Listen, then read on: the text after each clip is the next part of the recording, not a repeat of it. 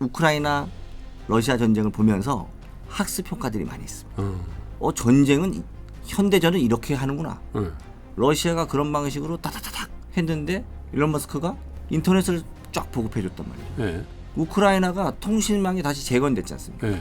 그리고 핵을 쏠 수 없으니까 탱크나 장갑차나 자주포나 미사일이나 지금 이런 재래식 무기들이 매우 중요하구나. 전쟁의 폐해, 전쟁의 공포를 실감하는 사람들이 훨씬 더 많이 생겼기 때문에 전쟁이 일어나면 안 되겠다라고 하는 어떤 대비, 경각심은 훨씬 더 커졌다는 거죠.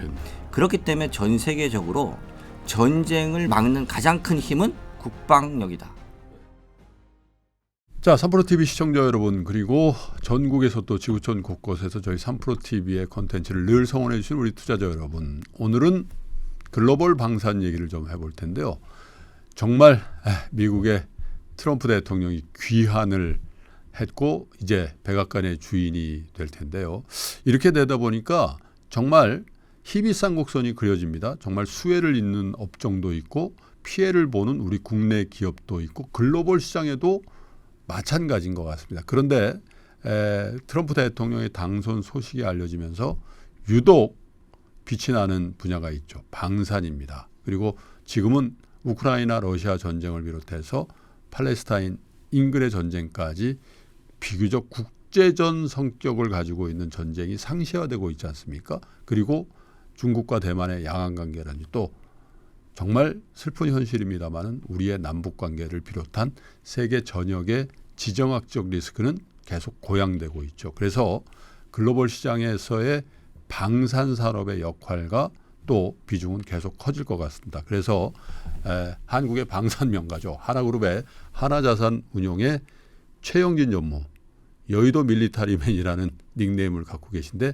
오늘 특별히 모셔서 방산 얘기 좀 나눠보죠. 최 전무님 어서 오십시오. 안녕하십니까? 안녕하세요. 요즘에 아니 원래 그러면 군하고 이렇게 연관이 좀 있으시죠? 아니 뭐 대한민국 남성이면 전부 군대에 갔다 오는데 저는 뭐 ROTC 장교로 비무장지대에서 근무했었고요. 올 초에도 한번 나와서 그 K방산 얘기 말씀 나눴는데 그때 샀어도 네네 그때만 샀었어도 올 한해 지금 대한민국 코스피 시장 별로 안 좋았지 않습니까? 그렇죠. 그런데 좋은 일인지 나쁜 일인지 모르겠지만 전쟁이 계속되고 K방산 약진했고요. 플러스 K방산 ETF는 투자 관점에서는 좋은 좀 훈훈한 한 해가 아니었나 싶습니다. 아니 근데 그게 아니라 정말 뭐 요즘에 국장 탈출은 지능순이라고 그러는데 물론 이런 자조적인 얘기를 이제 그만해야 되겠습니다만은 어쨌든 그때가 몇 월, 2월이었나요? 나오신 게 2, 3월? 한 1, 4분기 그 정도에 나오셨는데 그때도 사실은 좀 올라 있을 때였단 말이에요. 살짝은. 그렇습니다. 근데도 너무 자신감 있게 말씀하셔서 사실은 제가 약간 톤다운했어요. 기억나시겠지만. 네, 맞습니다. 일단 기본적으로 우리가 생각했던 것 이상으로 우크라이나와 러시아의 전쟁이 계속적으로 이어지고 있고 또 확전됐고 이스라엘과 하마스 심지어 헤즈볼라 최근에는 이제 이란까지 이 중동의 전황이 계속적으로 지금 확대되고 있지 않습니까? 뭐 이번에 트럼프 대통령이 당선되기 전부터도 나토는 점진적으로 나토에서의 국방비, GDP에서의 국방비 증액을 뭐 1% 수준에서 2%까지 자체적으로 확대하기로 했었고 글로벌리 방위 산업에 대한 어떤 중요도는 이제 점점 더 높아지고 있었기 때문에 방위 산업이 단순히 어떤 전쟁에 의한 단기 쇼크가 아니라 지속적으로 이 미중 패권 전쟁이나 글로벌 지정학적 관계로 봤을 때는 이게 중장기적 심지어는 그보다 훨씬 더 길게 갈 수 있는 메가 트렌드다라고 생각이 돼서 올 초에 한번 말씀을 좀 올렸습니다. 트럼프 대통령 알아서들 하라는 거 아니에요. 우리 프리라이더는 없다. 자체적으로 공비 확장해야 되고. 트럼프 대통령 당선되면서부터 지금 방산 랠리가 이어지고 있는데 결국은 트럼프 대통령의 핵심은 미국 우선주의. 그렇죠. 그리고 각자 도생. 그리고 경제적으로 능력을 갖고 있는 국가들은 이제 그 경제 규모와 체력에 맞게 방위비를 각자 분담해야 되는 게 아니냐라는 기조를 갖고 있기 때문에 지금까지 이미 전쟁 이후로 평화의 시대가 끝났기 때문에 각국별로 자주국방이나 이 무기 체제의 고도화를 추진하고 있었지만 트럼프의 당선은 가속 페달을 밟는다. 그렇겠네요. 그 시간표를 훨씬 더 앞당긴다. 그런 측면에서 본다 그러면은 단기적으로 방산 랠리는 이어질 수밖에 없고 중장기적으로 제가 그때도 한번 말씀드렸는데 MRO 그 메인터넌스, 그렇죠. 리페어, 오버홀해서 네. 방위 산업은 쉽게 얘기하면 프린터와 비슷하다. 프린터를 파는거 나면 그다음부터는 토너를 계속해서 써야 되듯이 무기는 쉽게 바꿀 수 없고 무기가 공급되고 나면 무기가 공급된 그 나라에 지속적으로 유지하고 보수하고 서비스를 해야 되기 때문에 이 MRO의 수혜는 최장기간으로 보면 30에서 50년까지 가기 때문에 그렇죠. 이러한 그 방위 산업으로의 어떤 패러다임 시프트 네. 이거는 저희가 좀 더 장기적 관점에서 봐야 되지 않나 싶습니다. 그리고 이 무기 체계라는 게 저도 뭐 군대를 다녀왔습니다만은 진짜 소총 한 자루도 네네. 그 기종을 바꾸는 게 굉장히 힘들어요. 왜냐하면 교육 훈련을 다 이소총으로 했는데 어느 날 뜻밖고 보면 그때 뭐 전쟁이 나면 어떻게 되냐 이런 지휘관들의 걱정도 있고 사실 그게 만약 고도화된 무기 체계다 한번 그 나라에 채택이 됐는데 그걸 바꾼다는 건 어쩌면 뭐 그 나라도 국방부라는 게 있었고 다 국방부 관료들인데 네네. 상당히 쉽지 않겠다. 그래서 MRO라는 게 굉장히 와닿더라고요. 예. 그리고 우리나라는 나토하고 연합 군사연맹이 아니지만 군사동맹이 네. 아니지만 우리는 미국과 한미 동맹이지 않습니까? 나토 회의도 초대받고 하잖아요. 예. 그래도. 근데 또 미국은 나토 회원국이잖아요. 네. 그러니까 사실상 우리는 미국을 중심으로 해서 모든 무기 체제가 나토 국가에게도 통용될 수 있는 무기 체제를 갖고 있다라는 측면에서 네. K방산이 그동안 유럽, 동유럽부터 네. 시작해서 유럽 시장에 우크라이나 러시아 전쟁 이후로 예. 그렇게 약진했었던 이유 제가 지난번에 한번 설명드렸었고 지금 이제 오늘 말씀드릴 얘기는 이제 K방산과 더해서 이제 글로벌 방산 얘기를 하겠지만 아마도 전체적인 어떤 글로벌 방산 시장의 파이 자체가 커지고 있어서 이 시장 내 어떤 플레이어들을 우리가 좀 어떻게 봐야 되는가 그런 어떤 이야기들을 오늘 좀 재미있게 나눠볼까 합니다. 사실 뭐 K방산하면 뭐 여러 가지 업체들이 생각나죠. 뭐 하나에어로스페이스를 비롯해서 또 뭐 하나오션도 어떻게 보면 거기에 들어가는 잠수함 만드는 데고 실제로 먼저 방산하면 한화가 주요 기업도 있지만 네. 현대 로템도 있고 그렇죠. 예, LIG 넥스원 이번에 이라크에 네. 미사일 네. 납품했던 이제 LIG 넥스원 네. 전투기 만드는 네. 뭐 항공우주 네. 뭐 이런 회사들이 대표적인 기업들이 네. 또 있죠. 근데 어쨌든 글로벌 그 플레이어들과의 기술적 격차를 굉장히 많이 줄였고 네네. 또 어떤 분야에는 우리가 치고 나가고 있는데 네네. 사실 마켓 캡이라고 할까요? 네네. 그걸로 보면 아직은 갈 길이 멀다라는 생각도 들어요. 로키드 마틴이라 이런 것들 보면. 그래서 오늘은 최영진 전무와 함께 K방산의 영을 뛰어넘어서 이제 글로벌 방산 업계의 동향과 또 글로벌 방산 ETF도 내시고 그러시잖아요. 네네. 그래서 그 얘기까지 이렇게 한번 쭉 한번 들어보려고 하는데 어떻습니까? 글로벌 방산 업체들도 K방산만큼 이렇게 가파른 성장세를 유지하고 있습니까? 뭐 종목별로 조금 차이는 있지만 예. 여전히 우리가 천조국이라고 부르는 나라가 예. 미국 아니겠습니까? 미국이 이제 1조 달러, 우리나라 따지면 이제 1000조국도 아닙니다. 1400조 원 정도 되는데 한 해 쓰는 방위비 예산만 예. 미국 시장이 결국은 이제 전체 방산 수출 시장에서 한 40%를 예. 점유하고 있기 때문에 당연히 이제 미국의 예. 방산 5대장이 중요하고요. 예. 우크라이나 러시아 전쟁 이후에 1차 세계대전, 2차 세계대전 일어나기 전에 산업혁명을 이루고 또 우리가 식민지 쟁탈을 하면서 원래 전통적인 방산 강자는 유럽이었지 않습니까? 그럼 유럽의 방산 강자들이 결국은 소련이 붕괴되고 서독과 동독이 통일된 이후로 지난 90년대부터 시작해서 30여 년 동안 평화의 시대를 살아왔습니다. 그렇죠. 평화의 시대를 살다 보니까 똑같이 방위비를 축소하고 그리고 복지 예산 늘리고 그리고 러시아로부터 안정적으로 로드스트림 통해서 가스를 공급받으면서 사실상 에너지 가격이 안정된다는 것은 결국 물가가 안정돼 왔던 것이고 예. 그래서 저물가와 저금리와 그리고 평화. 복지 그래서 사실 뭐 ESG까지도 외치고 했었는데 예. 이게 지금 와서 보니까 본인들이 강자로 있던 그런 방산 기업들이 생산 캐파를 줄일 수밖에 없어요. 몰락하는 거죠. 그렇죠. 그리고 전쟁이 나고 나니까 지금 생산 캐파를 갑자기 늘릴 수가 없어서 이런 부분들이 어떻게 보면 K방산의 기회 요인이었는데 네. 이제 전쟁이 2년 정도 지속되다 보니까 네. 나토도 변하고 있습니다. 이제 나토도 왜 우리가 유럽의 방산 기업들이 이렇게 있는데 왜 우리가 우리의 무기를 쓰지 않고 뭐 K방산이나 여타 국가들의 무기 수입을 이렇게 많이 하느냐 이런 부분들이 있기 때문에 이런 부분들 때문에 유럽 방산 기업들이 상당히 많이 약진하고 있습니다. 자, 어쨌든 우리나라도 그중에 주요한 국가 중에 한 나라입니다만은 정말 이 뭐라고 할까? 이 텐션이 증가되고 있는 걸 우리는 느낀단 말이에요. 네네네. 그 전 세계적으로 어떻게 보면 지정학적 리스크의 고양기에 들어온 건 확실한 것 같아요. 네. 이미 큰 전쟁이 뭐 벌써 어떤 건 3년 다 돼가고 어떤 건 1년이 넘었지 않습니까? 그렇습니다. 그런데 종전이 아니라 확전이 되고 있는 상황이고 네. 결국은 북한 인민군이 우크라이나 전선에 투입되는 네. 그런 상황까지 우리 목도하고 있기 때문에 남아일 같지가 않은데 이 지정학적 리스크 이게 지금 어느 정도로 급하게 전개되고 있는 겁니까? 사실 우리가 뭐 유럽에서 발생한 러시아와 우크라이나 전쟁 장기와 뭐 중동에 대한 부분 이외에도 화약고라고 할 수 있는 지역이 글로벌리 몇 개 더 있지 않습니까? 당연히 남중국해라고 하는 지역이 네. 또 첨예하게 대립될 수 있고 언제든지 무역 분쟁이 일어날 수 있는 있고 대만 해협까지 포함해서요. 그리고 우리나라 앞서 말씀주셨지만 뭐 거의 북군 핵을 보유하고 있다라고 해서 북핵 위협이 우리나라에도 상존하고 있죠. 뭐 이런 부분들을 보시면 글로벌리 어디에서 전쟁이 일어나도 당연한 별로 이상하지 않은 별로 이상하지 않은 언젠가부터 우리가 이렇게 전쟁의 위협이 고개만 돌리면 나타날 수 있는 이런 상태의 글로벌 불안 관계가 이미 형성되어 있다. 그러니까요. 그렇기 때문에 트럼프 대통령 당선되면서 트럼프 대통령이 이런 말을 했지 않습니까? 내가 당선되면 우크라이나 러시아 전쟁 바로 끝내버릴 거야. 평화 가능한 이야기입니다. 왜냐하면 우크라이나는 지금 미국에서 지속적으로 원조를 해주고 무기와 있죠.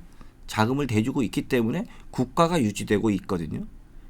젤렌스키 대통령에게 바이든 대통령이 지속적으로 자금과 무기를 지원해주고 있기 때문에 그 정부가 유지되고 있는데 어느 날 갑자기 돈줄을 끊는다, 무기를 끊는다. 그럼 바로 현 상황에서 전쟁은 바로 종료될 수밖에 없고. 그러면 어떻게 되는 거예요? 트럼프 대통령 같은 경우는 워낙에 푸틴 대통령하고 그 인간적인 신뢰도 갖고 있었던 상황이기 때문에 자, 이 상태로 끝내자. 그렇게 되면 정말 우크라이나 입장에서는 슬픈 일이지만 우리 대한민국 정토의 영토를 이미 잃었지 않습니까? 그 상태에서 사실 정전이 될 수 있습니다. 휴전 내지 정전이 될 수 있습니다. 자, 그러면 유럽 국가는 전쟁이 끝났다고 생각할까요? 그렇지 않다는 거죠. 폴란드니 이런 데들 전쟁을 해도 전쟁이 끝나도 지금 이런 지정학적인 불안은 끝나는 것이 아니다. 전 세계에 다양한 화약고가 있다. 이것이 지금 우리가 보았을 때 왜 국가별로 국방비를 증액할 수밖에 없고 자주국방을 노력이 커질 수밖에 없는 반증이다. 저거 이렇게 말씀드릴 수 있을 것 같습니다. 그리고 이제 큰 틀에서 보면 미중 간의 패권 전쟁이라는 측면에서도 이게 어떤 형태, 이게 뭐 기술도 얘기를 하고 뭐 여러 가지 이제 무역도 얘기를 합니다만은 사실 패권의 핵심은 군사력이잖아요. 군사력, 그죠? 그렇습니다. 그 부분도 사실 이 방위 산업이라는 측면에서 매우 중요한 경향성으로 우리가 체크를 해야 될 것 같은데 어떻습니까? 미국과 중국의 패권 전쟁은 아마 트럼프 대통령 예고했던 대로 관세 전쟁으로 시작될 겁니다. 이미 트럼프 대통령 일기에 중국에 대한 대대적인 관세 때렸었고요. 그리고 바이든 정부 이어지면서도 공급망 재편으로 계속해서 이어졌지 않습니까? 이러한 부분은 뭐 아마도 트럼프 대통령은 이번에 상원과 하원 사실 레이건 이후로 처음이지 않습니까? 처음이죠. 다 장악한 게. 다 장악한 거. 그리고 트럼프 대통령은 4년 대통령이 아니라 저는 3년 대통령이다 이렇게 생각을 하는데 재선을 할 수 없는 대통령이지 않습니까? 그러면 트럼프 대통령 입장에서 상원과 하원을 모두 장악한 상태에서 본인이 하고자 하는 일을 빨리 하겠죠. 1년 차, 2년 차에 거의 대부분 하려고 하겠죠. 그럴 거예요. 그런 측면에서 본다 그러면 내년, 내후년은 상당한 각기 가파르게 움직일 수밖에 없다. 그리고 경제평화연구소에서도 2024년에 세계평화지수 발표했었거든요. 전년 대비 큰 폭으로 지금 악화됐습니다. 앞서 말씀드린 것처럼 이제는 트럼프 대통령이라고 하는 초강력국의 초강력 파워를 가진 분이 등극을 하면서 글로벌 긴장 관계 내지 그 불확실성은 훨씬 더 커질 수밖에 없다. 그렇겠죠. 그렇기 때문에 이런 방위비나 자주국방에 대한 니즈는 더 커질 수밖에 없다는 것은 뭐 명약관하다 이렇게 볼 수 있을 것 같고요. 예. 21세기 중에서 가장 높은 지정학적 리스크를 보유하고 있는 시기다라고 지금 판단하고 있기 때문에 자주국방에 대한 중요성은 지속적으로 확대될 수밖에. 그러니까 이게 약간 그 시사점이 있는 것 같아요. 야, 트럼프가 되면은 우크라이나 전쟁이 종결되니까 네. 전장이 하나 사라진다. 그러면 팔레스타인 이런 데도 또 이스라엘 편들어 이렇게 해가지고 좀 무마하고 그러면 전쟁이 없는 세상이 되지 않겠나 이렇게 보는 게 일반적인 시각이었는데 네. 전쟁이 없다고 전쟁 뭐 방위산업이 그러면 안 해도 됐다 평화의 시대가 왔다 그건 아니라는 거잖아요. 그죠? 오히려 전쟁이 있었고 전쟁이 종결되면서 전쟁의 폐해, 전쟁의 공포를 실감하는 사람들이 훨씬 더 많이 생겼기 때문에 그러니까요. 전쟁이 일어나면 안 되겠다라고 하는 어떤 대비에 대한 경각심은 훨씬 더 커졌다는 거죠. 그렇겠네. 그렇기 때문에 전 세계적으로 전쟁을 막는 가장 큰 힘은 막강한 국방력이다. 네. 자주국방을 해야겠구나. 네. 이런 니즈가 훨씬 더 커질 수밖에 없기 때문에 아이러니하게 네. 트럼프 대통령이 만약에 전쟁을 종료시켜도 방위산업에 대한 랠리가 멈추는 것이 아니라 더 가속화될 수밖에 없다. 오케이. 이렇게 볼 수 있습니다. 자, 그런데 이제 우리의 방위 산업이라는 측면에서 경쟁자를 꼽으라면 뭐 독일이라든지 뭐 이런 유럽 국가들을 꼽더라고요. 네. 요즘은 뭐 삼성전자 부진해서 어떤 분들은 슬리핑 삼성전자라고 그러는데 어쩌면 이 서유럽의 이 방위 산업체들도 슬리핑하고 있는지도 몰라요. 근데 지금 잠잘 때가 아니잖아요. 다시 깨어날 텐데 이 유럽의 정세를 보면 대체로 극우 정당들이 바로 한단 말이에요. 맞습니다. 근데 그러면 극우 정당이라는 게 어떻게 민족주의고, 그죠? 그러면 또 여기에 방위 산업은 어떻게 연결될 거냐? 이 부분도 좀 한번 체크해봐야 될 것 같아요. 예, 그렇습니다. 올해는 사실 선거의 해라고 네. 해도 과언이 아니었고 이제 마지막으로 이제 화려점정으로 이제 미국이 선거를 했습니다. 유럽 주요국의 선거 결과와 판세를 한번 좀 살펴보면은요. 러시아 당연히 푸틴 대통령 그건 못 보나마나. 보나마나 됐고요. 최근에 이탈리아 예. 그리고 스웨덴, 핀란드, 스위스, 네덜란드, 프랑스 등이 극우 정당이 더 확장했습니다. 그리고 6월에 유럽 의회 선거에서도 극우 정당이 약진을 했습니다. 또 국제사회에 대한 이 유럽연합의 정책 방향이 변경되면은 이 러시아에 대한 지원이 이 불확실한 상황입니다. 이건 지금 트럼프 대통령이 전쟁을 멈추겠다는 의견뿐만 아니라 유럽도 이제 전쟁에 대한 피로감이 높다는 거죠. 그렇죠. 그러니까 이제 제가 보는 관점에서는 2025년에는 전쟁은 오히려 종결될 가능성이 높고 현재 국면에서 전쟁이 종결되더라도 이 극우 정당들은 결국은 자국의 방위산업, 자국의 방위산업 업체들이 자주국방에서 조금 더 많은 기여를 해야 된다. 그렇군요. 소위 이제 나토 연합군 내에서의 각각의 이해관계들이 더 표출될 가능성이 높다. 이렇게 볼 수 있을 것 같습니다. 미국은 천조국인데 미국 자체 국방력, 미국 자체 방위비는 어떻게 될 것 같으세요? 트럼프 정부 하에서. 2025년에 미국의 국방 예산은 8,925억 달러로 지금 예상이 됩니다. 뭐 1,000조 원이 훨씬 넘죠. 그렇죠. 그런데 미국이 가장 큰 문제는 뭐냐? 뭐 트럼프 대통령이 당선됐기 때문에 미국을 가장 미국 우선주의, 자국 우선주의를 통해서 우선 미국 정부가 자국 물자 우선으로 구매하고 또 바이 아메리칸 하겠다. 이건 우리가 다 예측이 가능하잖아요. 네. 근데 문제는 뭐냐? 트럼프 대통령이 당선되고 나서도 바로 얘기했던 일성 중에 하나가 우리 미국은 조선은 한국 조선과 협력할 필요가 있다. 아, 그 조선주 이렇게 얘기를 했죠. 조선주 폭등했지 않습니까? 네. 이게 무슨 얘기냐면 미국이 공교롭게도 네. 2차 세계대전 때 가장 전쟁 수혜를 본 나라는 미국입니다. 네. 그래서 미국이 방위산업체가 대서양 건너서 유럽에서 1, 2차 세계대전이 터지는 동안 미국이 성장했어요. 네. 방위산업체가 급속도로 성장한 거죠. 그렇죠. 근데 미소가 냉전 체제할 때까지만 해도 서로 군비 경쟁하면서 쭉 끌고 가다가 소련이 붕괴되고 난 이후부터는 네. 미국도 똑같습니다. 유럽과 똑같이 이거 방위 산업들이 이제 너무 과잉 투자돼 있는데 과잉 생산되고 있는데 그래서 방위 산업을 통폐합합니다. 네.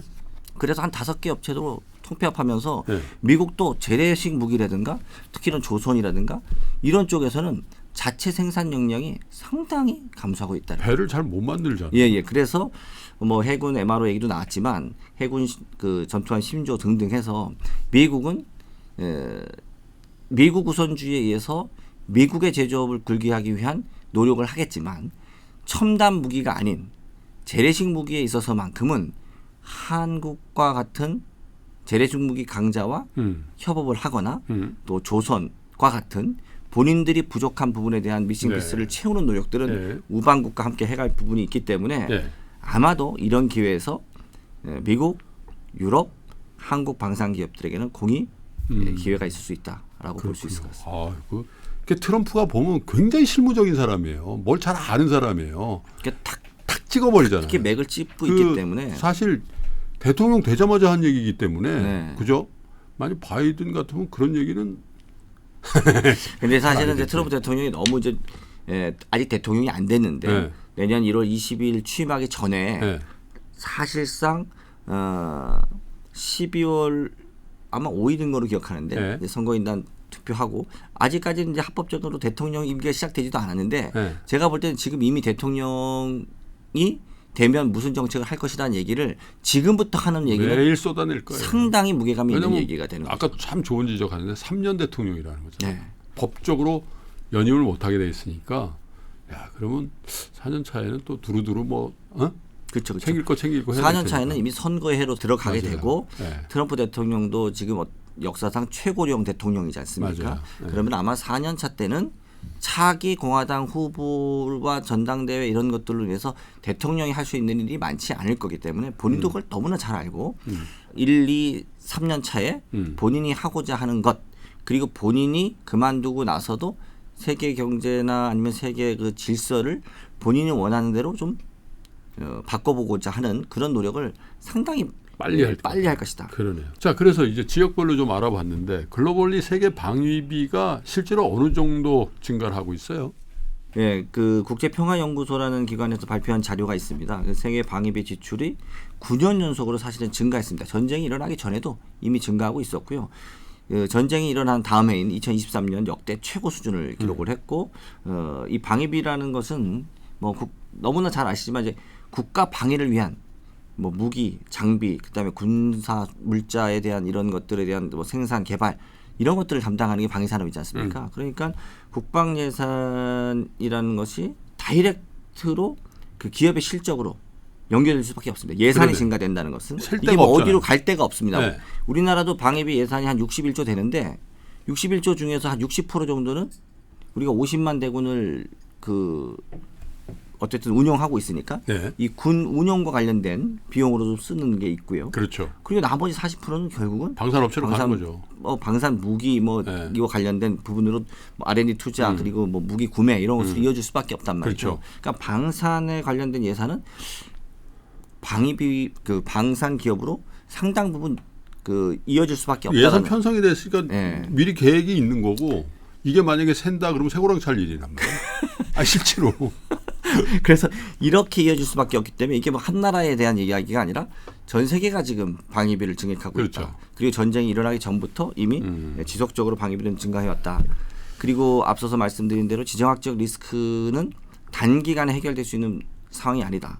그리고 이런 군비 경쟁은 지속될 수밖에 없다. 지금 어떻게 보면 좀 젊은 세대 분들은 이미 세계화 이후에 미국의 글로벌 밸류 체인 이후에 태어나신 분들이 많습니다. 그렇죠. 90년대에 태어나신 분들은 이미 구소련이나 동서독을 모르는 사람들이지 않습니까? 그러니까 냉전 시대를 모르는 사람들입니다. 근데 우리가 사실 6.25 전쟁을 겪지 않은 사람들이 6.25 전쟁의 패를 모르듯이 냉전 시대를 살지 않은 사람들이 냉전 시대 어땠는지 모르지 않습니까? 근데 이제 다시 그때와 같은 냉전 양극 갈등 체제는 아니지만 갈등과 반목과 전쟁의 가능성들이 도사리고 있는 그런 시대를 살아갈 수밖에 없다는 측면에서 보면 그 당시의 군비 경쟁들이 어땠는지 우리가 한번 반추해 보면 앞으로의 어떤 그림이 그려질 수 있을 거라고 생각됩니다. 그리고 요즘 그 투자 시대 세상에서 AI라든지 뭐 반도체도 또 뭐 HBM이라든지 저 때는 잘 들어보지 못한 그런 분야들이 굉장히 각각 많이 왔잖아요. 바이오는 뭐 그런 지 오래됐고 그래서 오랜만에 우리 노장들도 이 수익률을 굉장히 차별적으로 가져갈 수 있는 분야가 방산 같아요. 이건 근데 다 갔다 오고 다 뭐 만지고 옛날에 군비 경쟁 시대 다 살아가지고 방산은 예? 저같이 연만한 투자자들도 접근성이 좋더라고요. 근데 사실 제가 경쟁력 있다 이거죠. 제가 이렇게 방위산업 얘기를 좀 하다 보면 제가 지난번에 올 초에도 그런 말씀을 드렸는데 예. 방위산업이 예.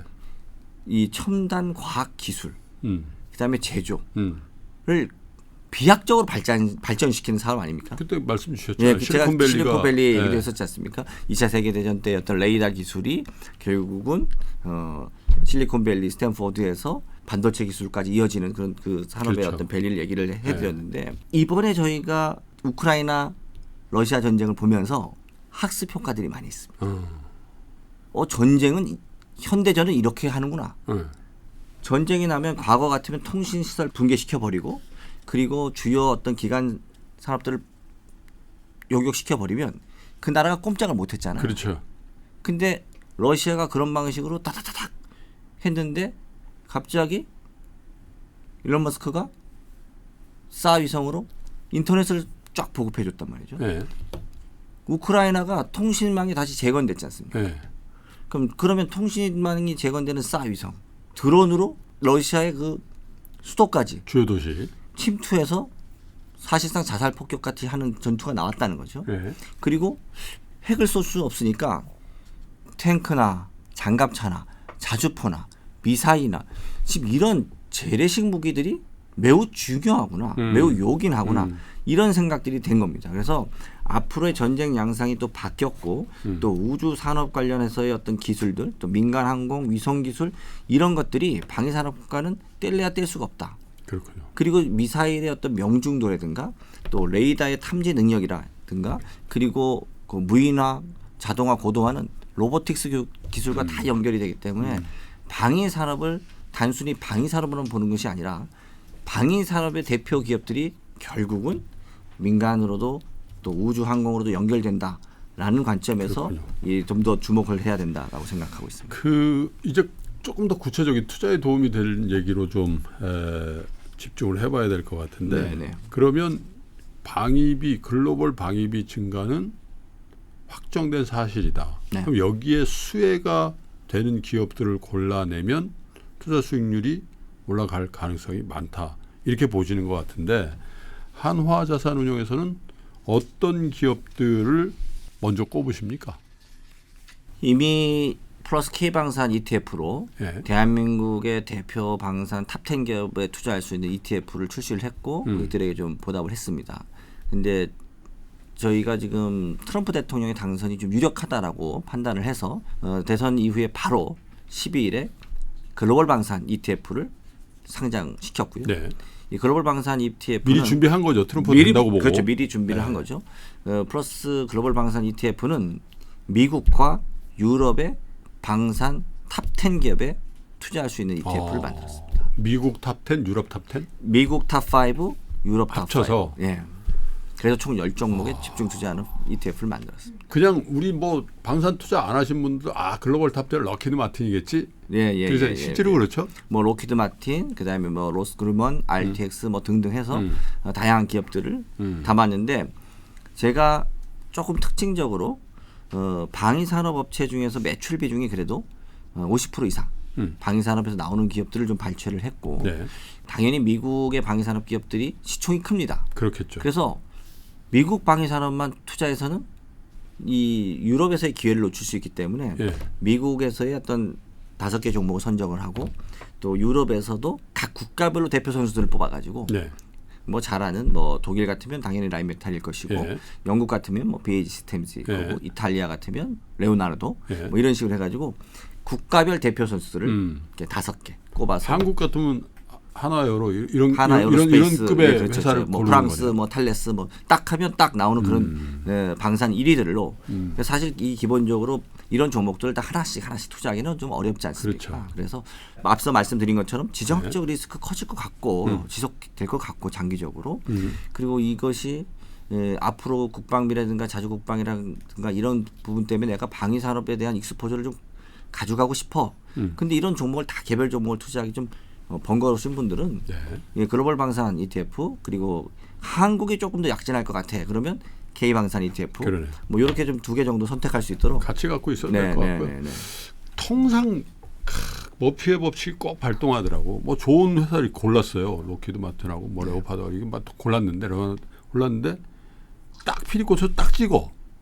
다 오는데 그것만 안 올라. 예. 8호. 예. 그것만 올라. 사실 실제로 제가 많이 듣는 얘기가 네. 카이 언제 올라? 이런 얘기를 듣습니다. 아니, 그렇게 하는 게 아니고 카이 언제 오르나 카이. 네. 이렇게 동작이 되나요? 근데 저는 이제 그렇게 얘기하는 거죠. 그래서 어떤 개별 종목 하나를 찍으면 결국은 대박이 날 수도 있지만 소외가 될 수도 있다. 그러니까요. 그래서 그 심리가 흔들린다고. 에어로스페이스를 투자하신 분들은 너무 기분이 좋겠지만 똑같이 방산 시장이 좋을 것으로 보고 좀 카이를 투자하신 분들은 좀 소외될 수 있어서 그러니까요. ETF라는 거는 바로 이런 것들에 대해서 분산 투자를 하기 때문에 에어로스페이스도 담겨져 있고 카이도 담겨져 있고 뭐 오션도 담겨져 있고 그러니까. 에너지 넥슨도 담겨 있고 그래서 방산도 마찬가지로 네. 미국의 방산 기업들 하나 뭐 로키드 마틴 그러니까. 근데 로키드 마틴 좋은 회사인데 좋은 회사인데 어떨 때 안 올라요. 상승률이 저조할 수 있어요. 네. 자 그래서 이번에 제가 만든 ETF는 네.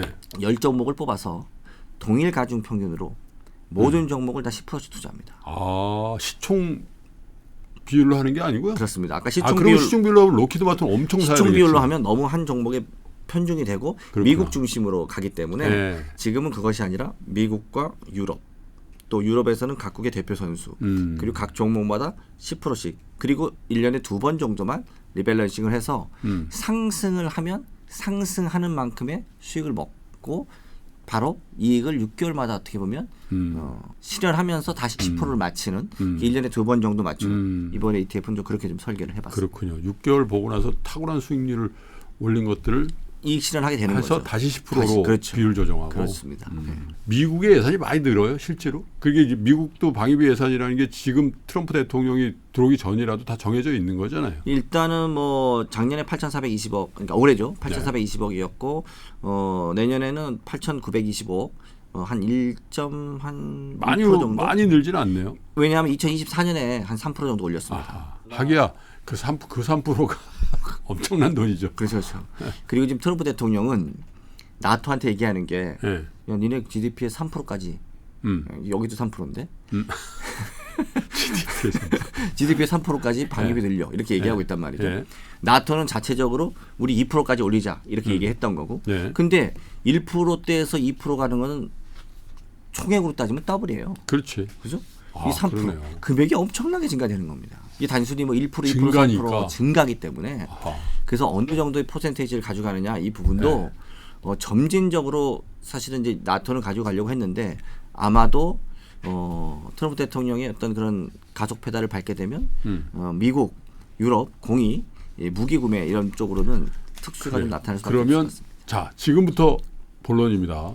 미국 5대장, 유럽 5대장 얘기를 이제 들어가 볼 텐데 네. 자 미국부터 시작해봐. 아무래도 여기에 훨씬 큰 회사들이 많이 있는 것 같은데 다 잘 아실 거예요. 로키드 마틴, 제너럴 다이내믹스, RTX, 그다음에 L3 해리스, 노스 그루먼 이렇게 네. 5개 종목을 네. 미국에서 뽑았습니다. 네. 왜냐하면 미국이 전체 방산 수출 시장에서 40% 정도 차지하는 압도적인 일이기 때문에 미국에서 이렇게 5개 종목을 꼽았고요.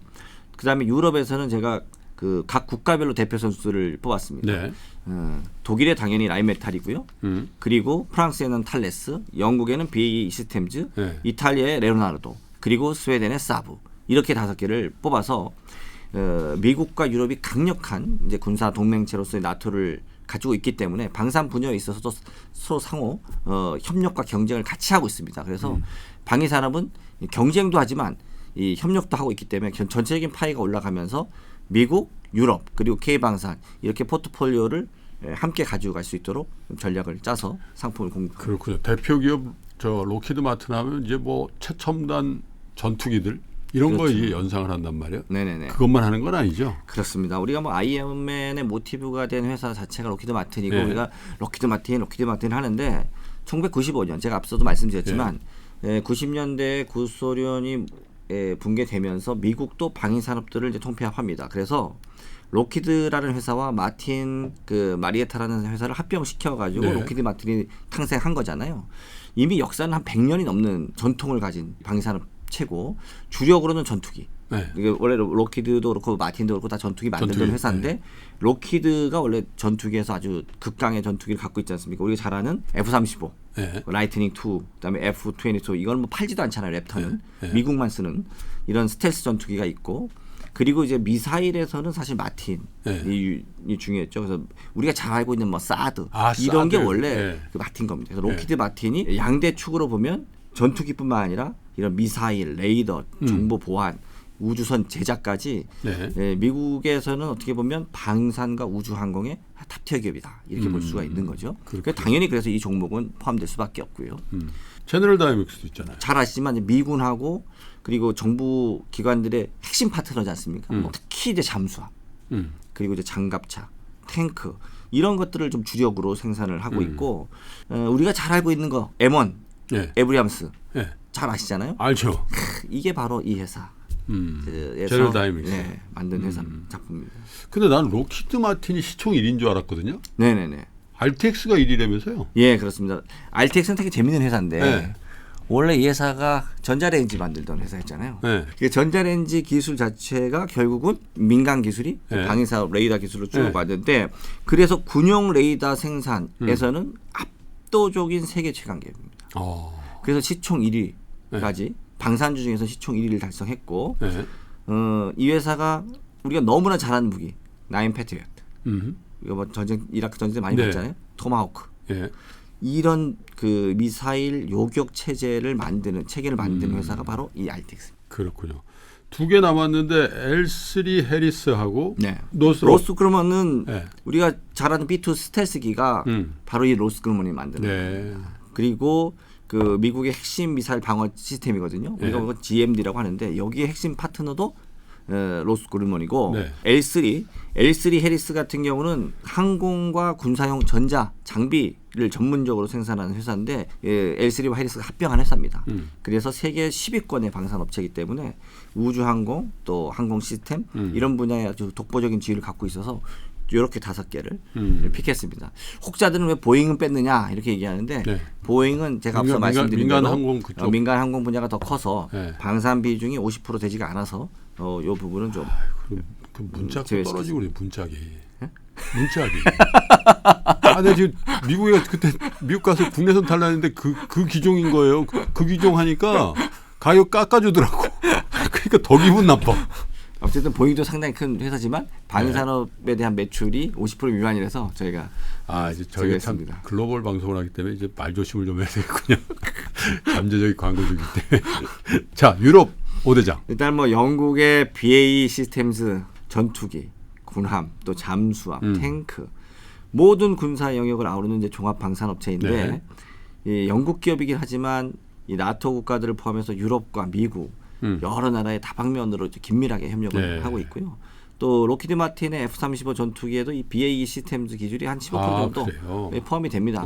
우리나라의 그 항공 우주 우리가 만든 TA-50 이것도 사실 로키드 마틴이 우리나라의 기술을 주고 우리가 조립한 거지 않습니까? 그래서 며칠 전에도 로키드 마틴 회장님 오셔가지고 우리가 로키드 마틴의 기술로 항공기 만들게 했더니 한국이 우리가 만든 공정보다도 이렇게 하면 어때? 라고 오히려 공정까지도 개선해주는 수준까지 이제 올라와서 사실 엄청난 이제 협력 파트너가 됐는데 로키드 마틴의 주요한 협력 파트너 중 하나가 또 영국의 BAE 시스템즈이고요. 이탈리아 레오나르도.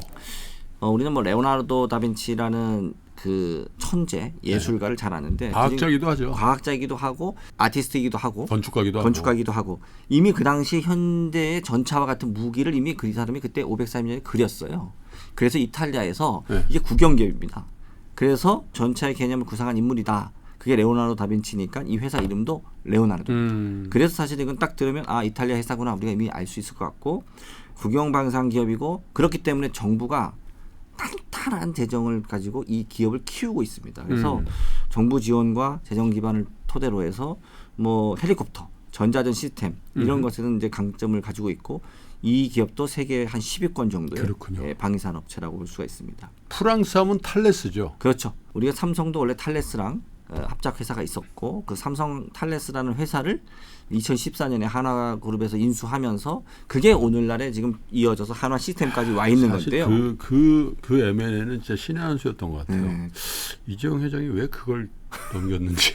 그래서 탈레스는 그 항공 우주나 레이더, 통신, 보병 차량, 사이버 보안 등에서는 뭐 중장비 시스템 관련해서는 탁월하고 독보적인 회사입니다. 16,000여 개의 특허 네. 그리고 세계 100대 혁신 기업으로 선정될 만큼 프랑스의 자존심이다라고 있을 정도의 유럽의 대표적인 방산 기업이고요. 우리가 독일은 전차군단 이렇게 하지 않습니까? 그렇죠. 우리가 독일을 막 축구할 때 전차군단 하는 이유는 독일이 그만큼 전차를 잘 만들었던 국가이기도 하고 그렇죠. 독일의 전차군단의 명성을 만들었던 회사가 바로 라인메탈입니다. 라인메탈. 그 한화가 그 호주의 장갑차 네. 경쟁할 때도 경쟁했죠. 라인메탈이 그때 확실히 라인메탈이 훨씬 더 경쟁 우위에 있기 때문에 라인메탈이 될 뻔했는데 그거를 사실은 한화가 만들어내서 네. 그게 어떻게 보면 선진국에 대한 수출 기록으로도 남았는데 뒤집은 거죠. 그렇습니다. 그럼에도 불구하고 전차하면 독일, 네. 독일하면 라인메탈 이렇게 볼 수 있고 레오파드. 그렇죠. 레오파르트 있고 네. 그다음에 펜저 2000 대표적인 전차와 장비가 있습니다. 그러니까. 근데 좀 조금 밀리는 것 같아요. 이제 한국에 네. 그 조금 밀리는 것 같아요. 노템의 전차라든가 그 한화의 장갑차 이 기술력이 많이 올라왔고 그러니까. 가성비, 품질이나 성능에 비해서는 거의 비슷한 수준까지 치고 올라왔는데 파워팩 같은 경우도 사실 예전에는 이제 독일에서 우리가 다 수입을 했단 말입니다. 네. 근데 이제 파워팩도 우리가 지금 이제 국산화를 성공시키고 있어서 한국의 K방산이 이런 부분에서 많이 치고 올라오긴 했는데 그럼에도 불구하고 저는 이 나토 국가이기 때문에 잠자고 있던 토끼가 일어났을 때 그러니까. 서로 나토 국가 내에서는 라인메탈에 대한 이런 전차나 장갑차 수요가 생길 수 있어서 저 이 기업 뽑아봤고요. 하기야 아까 잠잔다라는 표현 하셨는데 네. 진짜 이게 역사와 전통이 있는 또 그만큼 기술력과 특허권 이런 것들을 다 가지고 있고 그죠? 그렇기 때문에 K방산 논할 때는 우리 빨리 가야 됩니다. 저기 깨기 전에. 네네네. 그런데 이제 깰 때를 대비해서 사실 이 글로벌 방산 기업체들도 봐야 되는데 라인메탈이 대표적인 것 같아. 스웨덴은요? 스웨덴은 우리가 뭐 이케아 이렇게 얘기하고 있지만 또 자동차 사브라는 회사가 사실은 방산 기업입니다. 사브 참 오랜만에 들어요. 네, 사브 사브. 옛날에 참 좋은 디자인도 예쁘고 참 이렇게 네, 예전에 어른들은 좀 좋아하시는 그렇죠. 네. 어른들은 좋아하시는 브랜드인데 한때는 이제 볼보하고 치열하게 이제 뭐 프리미엄 자동차 만드는 브랜드로 우리는 자동차 브랜드로 기억하고 있지만 네. 실제로 사브는 항공기를 만들던 회사였고 전 세계적으로 잘 나가는 고성능 항공기부터 또 시스템, 레이더, 심지어 요새는 드론까지 제품군에 있어서 강점을 갖고 있는 스웨덴의 대표 방산 기업입니다. 그래서 유럽의 5대 국가에 이런 5개의 방산 대표 선수들을 선발해서 투자할 수 있도록 상품을 만들어왔습니다. 그러니까 우리가 뭐 B2C를 하는 기업들 중에 이 B2B 사이드에서 방산을 하는 기업체들이 덜어 있잖아요. 그게 이제 이 사브가 대표적인 건데 그렇습니다. 네. B2C는 잘 안 된 거죠. 예, 자동차는. B2C보다는 이제 B2G, 네. B2G구나. B2G로 가야 네. 되는 거죠. 네. 롤스로이스도 사실 뭐 우리 차를 연상하지만 롤스로이스가 항공기 엔진을 만드는 맞습니다. 유명한 네, 네, 영국 맞습니다. 회사지 않습니까? 야, 근데 요 10개 하나도 뺄 게 없네요. 사실 저희는 이 네. 방위산업체를 이번에 보면서 뭐 글로벌 방위산업체만 탑 100에 뽑아서 네. 우리나라 한국 방위산업체들도 많이 올라왔구나 이런 것도 봤지만 여전히 미국이 방위산업체 중에서는 상당히 탑 10에 주요 위치를 차지하고 있다는 것 그리고 역시 1, 2차 세계대전을 겪었던 그리고 산업혁명과 그 식민지 쟁탈전을 통해서 이 전통적인 방산 강자들은 결국 유럽이다라는 것들을 이제 사실은 기술 격차도 있고 네. 규모도 있고 그래서 이런 부분들을 한번 보면서 10개를 뽑으려니까 정말로 어려워요. 그래서 정말로 어려운데 각 국가별로 좀 토라지면 안 되니까 각 국가별로 대표 선수들 유럽에서는 하나씩 뽑았고 미국에서는 정말로 저희가 막 최근 한 5년 정도 뭐 주가도 보고 또 밸류에이션도 보고 그리고 미래 성장성이나 포트폴리오를 분석해서 네. 엄선한 5개 종목이기 때문에 좀 저희 나름대로 상당히 오랜 기간 스터디를 했다. 이거를 이제 국내 상장을 12일 날? 네, 12일 날. 그 12일 날 하셨고 이거 글로벌 방산인데 국내 상장만 가지고 되시겠어요? 사실 뭐 글로벌 시장 진출은 네. 이미 뭐 해외 시장에 이런 그 해외 종목들은 상장된 ETF가 있습니다. 네. 그래서 저희는 내년 1분기에 네. K방산을 K방산을 하기야 그게 더 의미가 네. 있겠네. K방산을 미국 뉴욕 증권거래소에 상장을 추진 중에 있고 네. 그렇게 되면 글로벌 투자자들이 대한민국의 방위산업 대표 선수들을 투자할 수 있는 사실상 게이트웨이 역할을 하겠다라는 거고 저는 이것이 진정한 의미에서 대한민국의 기업들 그리고 대한민국의 기업들에 투자할 수 있는 수요 기반을 만드는 밸류업의 주요한 사례다라고 생각을 하고 좀 사명감을 갖고 추진하고 있습니다. 내년 1분기에? 내년 1분기에. 그러면 이제 몇 달 안 남았네요. 그 뉴욕 진출하셨지 않습니까? 아니 거기 우리 동네잖아요. 거기 NYSE. 저희가 오프닝 그 ETF 상장은 오프닝 벨 세레모니도 하고 그러는데. 네네네 그렇게 할 것 같은데 그때는 좀 김동완 의장님도 같이 오셔서. 알겠습니다. 그러면 한화 자산운용에서 하는 K방산 ETF 상장하는 날 네. 제가 태극기를 달아드리겠습니다. 뉴욕 증권 웃지 마시고 뉴욕 증권거래소 보면 이렇게 성조기가 3개가 딱 걸려 있어요. 네네. ETF 잘 안 해주는데 네. 태극기 한번. 왜냐하면 티커도 네. 코리아, 네. 디펜스 네. 펀드이기 때문에 그리고 ETF 거기 때문에 테라스에 올라가서 오프닝 세레머니에서 네. 막 박수 친 다음에 내려오셔서 3프로 TV 스튜디오에서 인터뷰 한번 하시면 되겠습니다. 그렇게 하겠습니다. 네. 내년에 또 뉴욕에서 한번 뵙겠네요. 감사합니다. 야, 근데 이게 방산 얘기를 뭐 K방산 얘기로 시작해서 글로벌 방산까지 쭉 얘기를 하는데 저로서는 솔직히 양가 감정이 좀 있네요. 평화의 시대라면 이 방산 이 비즈니스는 사실 뭐 저조하다기보다는 그냥 조용한 비즈니스가 될 텐데 몇 년 전부터 전 세계가 전쟁의 상시화가 진행이 되고 또 트럼프 대통령이 미국의 대통령이 재취임이 이제 되면서 각자 도생의 길에 대한 그런 긴장감은 당연히 높아지고 지정학적 리스크도 더 고양될 가능성이 있다라는 측면에서만 놓고 보면 사실은 투자의 냉정한 관점에서는 이 방산 정말 그냥 지나갈 수 없는 그런 영역이 아닌가 그런 생각이 들고 그리고 K방산이 굉장히 좋긴 하지만 아직까지는 글로벌 플레이어에 접근하고 있는 것이죠. 그래서